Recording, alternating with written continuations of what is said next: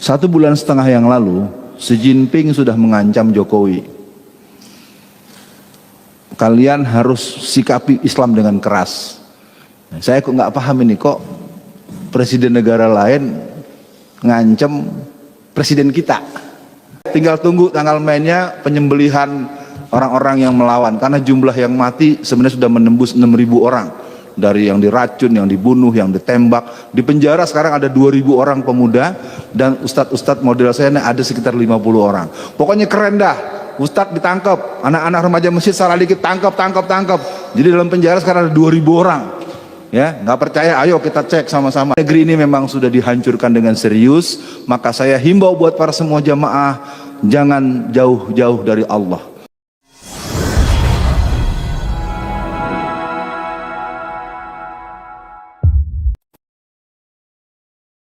Maaf ya, mohon izin nih Pak Guru nih ya. Jadi vonis buat saya menurut Habib Rizik atas permintaan raja di raja yang tampang deso tapi sadis adalah 8 tahun. Ya, jadi beliau itu meminta agar saya divonis 8 tahun. Ya, jadi hati-hati dengan penampilan. Ya, penampilannya bengis, kadang-kadang hatinya lembut. Tampangnya deso tapi sadis. Ya. Dua-dua kasus saya, yang pertama eksepsi diterima alias harus bebas, yang kedua vonis bebas. Dua-duanya tidak bisa diteruskan, tapi vonisnya akhirnya 4 tahun. Padahal beliau minta 8 tahun. Antum tahu beliau ya?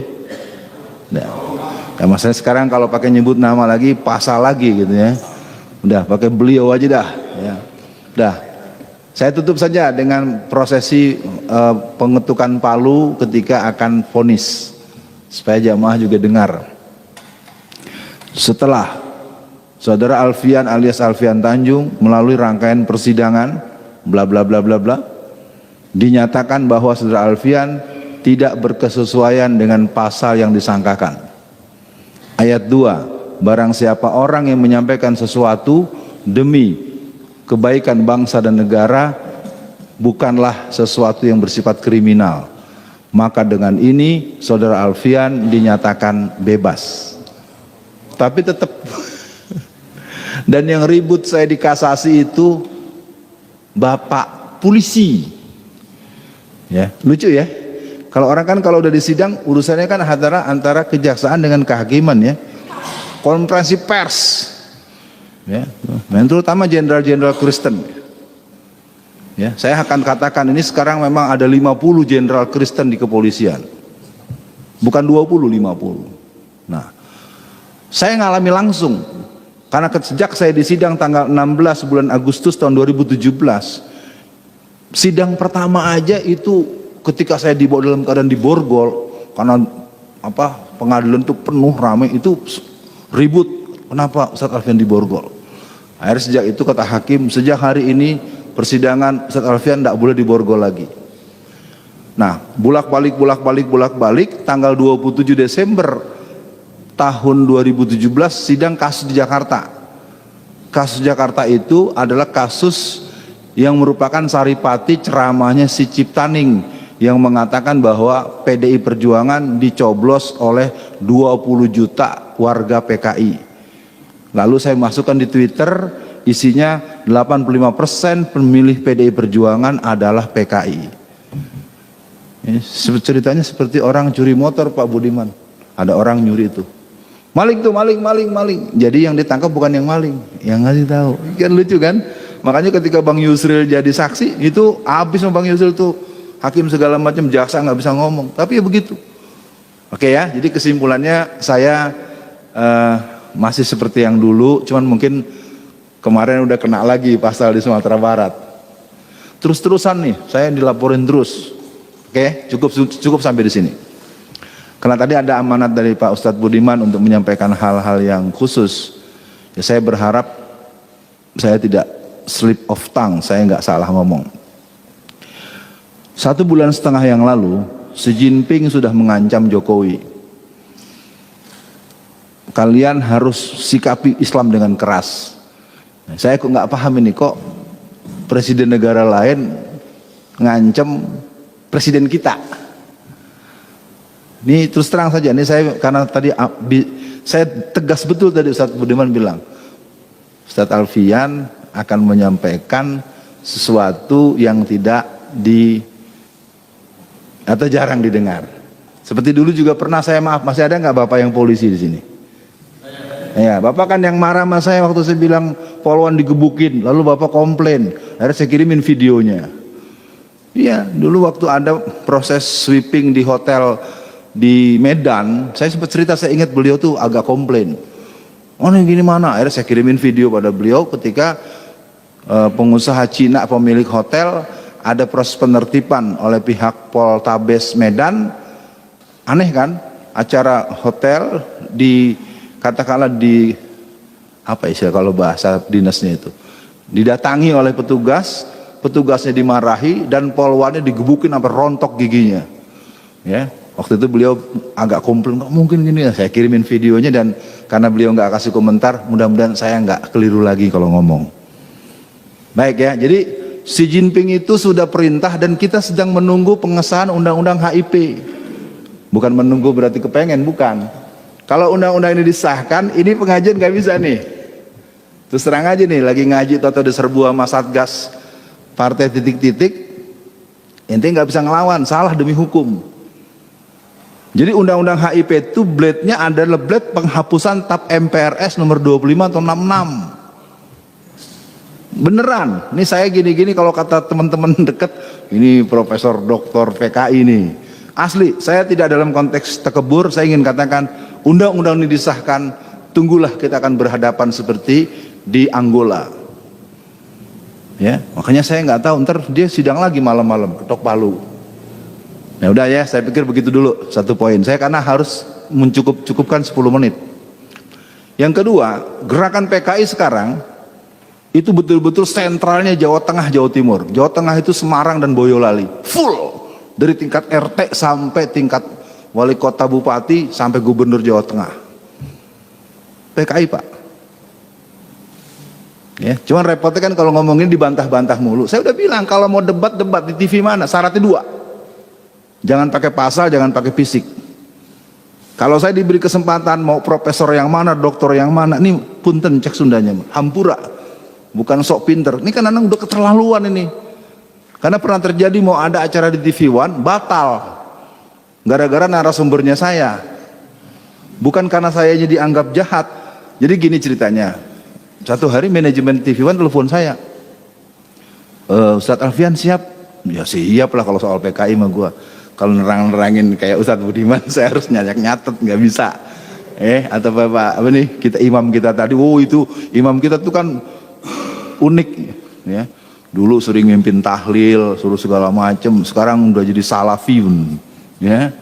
Oke, dan nanti lagi ngobrol yang lain. Jadi kesimpulannya PKI ini sekarang tinggal nunggu tiket. Kalau nanti undang-undang BPIP disahkan, maka kita akan punya CC pusat PKI. Jadi ini antara struktur, pengaturan, operasi. Jadi kita sekarang secara de facto sudah negara komunis.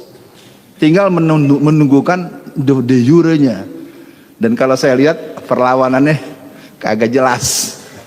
Karena dibalik-balik terus dari yang mentah-mentahin. Maaf ya kawan-kawan dari tetangga sebelah yang sama-sama sholat. Oh hari gini jangan ngomong PKI. Sementara di kelompok Kristen sejak tahun 1974, 1967, 2020 itu kebetulan saya sekarang tinggal di Solo. Ya mudah-mudahan dimaklumi. Saya temu dengan Bu Dewi Purnamawati dan teman-teman yang kader-kader advance di gerakan Kristen, karena dia dulu Kristen sekarang Muslim. Jadi kita ini sekarang udah masuk perangkap betul.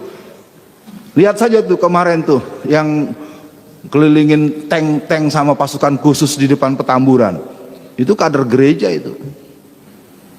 Ya, saya namanya nggak hafal tapi udah sempat saya kirimin itu beberapa orang karena handphone saya agak hang juga ngirimnya terus-terusan itu. Wallazina kafaru ba'duhum awliya'u ba'd. Orang-orang kafir bekerja sama untuk menghancurkan kita, menyerang kita, sementara kita tahsabuhum jami'a wa qulubuhum satta. Saya walaupun ilmu saya nggak sepadan dengan tuan-tuan guru yang mengajarkan tafsir, yang saya tahu ayat itu bukan buat kita. Allah turunkan ayat itu kepada Rasulullah. Salah satu kalimat yang terdapat dalam surat Al-Hasyr di ayat 14 kalau tidak salah, ada kalimat tahsabuhum jami'a wa qulubuhum satta. Kau lihat mereka seolah-olah bersatu padahal mereka terpecah belah. Itu ternyata adanya pada kita. Itu ayat kan bukan buat kita itu. Tanya deh sama guru kita nih, tanya ustadz. Nah, jadi kesimpulannya itu satu lagi atau dua lagi. Nah ya, yang kedua narkoba. Ini mohon maaf Bapak yang pernah di kepolisian. Narkoba itu dalam pengetahuan saya selama 29 bulan dalam penjara, real terkonfirmasi datang 250 ton tiap tahun. Ya, karena kebetulan saya ketemu dengan bandar-bandar besar yang asetnya triliunan, dan di dalam itu banyak bunker-bunker yang isinya narkoba.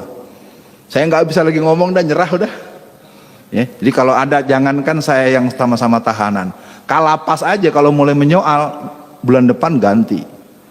Jadi di dalam itu yang namanya bandar-bandar bener-bener jadi super body. Kita ketahuan punya handphone aja dimasukin sel tikus. Tapi kalau Cina-Cina itu pakai handphone tuh depan umum, pakai bahasa Cina lah segala macam. Wah udah nggak ada harganya deh petugas kita. Mau yang petugas kepolisiannya, mau yang petugas lapasnya, yang nggak, kalau di hadapan Cina semuanya. Saya tidak menghujat lembaga loh, saya melihat langsung bagaimana mereka dibentak-bentak. Apalagi waktu saya ditahan di Makobrimob, itu kan saya di Makobrimob itu ya ceritanya penjara-penjaraan. Kalau udah jam 10 malam tuh sering dibukain sama komandan batalion. Saya kan imam musola, saya begini-gini imam musola Pak, imam musola jamaah 200 orang. Jadi kalau lagi nggak ada pengawasan dari Mabes Polri, gembok saya dilepas. Pas saya masuk, sopo iki sopo, ditahan di sini, Ustadz Alfian Tanjung, yang memenjaranya gendeng. Bayangin karutannya saja bilang yang masukin saya ke situ orang gila atau gitu, coba. Ya, tapi jangan cari namanya, saya nggak mau, kesian tuh bapak itu. Jadi dari sini para jamaah semua, narkoba ini jadi senjata dari jaringan Cina untuk melumpuhkan. Pertama, melumpuhkan generasi muda. Kedua, melumpuhkan orang-orang tua dan aparat untuk menyoal mereka, karena mereka sogokannya ratusan triliun, puluhan gila. Jadi barang itu datangnya terang-terangan. Jadi pakai kapal-kapal besar itu, di 250 ton kan nggak mungkin pakai gerobak, ya. Dan transaksinya resmi antara seragam titik-titik dengan seragam titik-titik. Udah dah, saya nggak bisa bahas lagi. Pakai berkasnya sama, saya dapat langsung. Dan terakhir, karena nanti kelamaan, yang jadi bandar narkoba di masyarakat itu tokoh-tokoh yang populer dan terkenal.